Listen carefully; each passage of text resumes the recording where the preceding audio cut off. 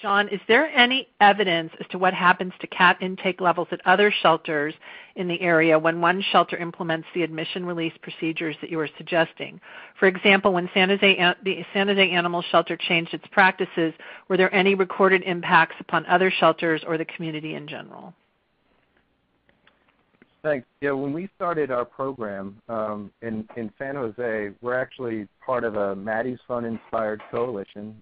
We have 5 brick-and-mortar shelters in our county, San Jose being one of them and 4 others. One of the other shelters is actually a partner of ours in the SNR program, but the other 3 actually kind of looked at us crazily when we started the program. They were sort of wondering, and they kind of stepped back and were like, okay, let's see what happens, you know. And interestingly, as soon as we started reporting results to them and telling them what was going on with the program, they all started adopting the same program. And so the slide I've presented here is our county, of which, again, we're one of 5 shelters in our county. And you can see overall intake for all of us is going down. Nobody has reported increases in cat intake. So partly, of course, that's due to the fact that they also started doing the program. But also, there isn't this movement of cats from community to community, at least not that we're able to measure. I don't have good data on every community where programs like this are enacted, what happens to the nearby shelters, because, in fact, there's enough of these programs now that it's actually getting hard to keep track of everybody who's starting or trying one.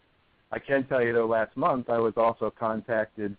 Actually, Dr. Hurley was contacted through website, but she shared with me a small organization in central Pennsylvania who started a similar program in 2010 for community cats with one of their cities.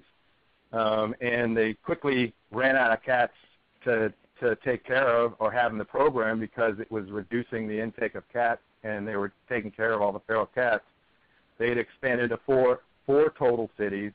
Same problem. They ran out of cats. And so now their plan for this year is to expand to the rest of the county. And, in fact, now, even though they're sort of founded and based on this community cat kind of programming, they're planning to stretch out and reach out to start helping dogs in their community, too, because they're finding they have the bandwidth. So those are 2 examples where intakes didn't go up in other places. They just kept going down. Great. Thank you.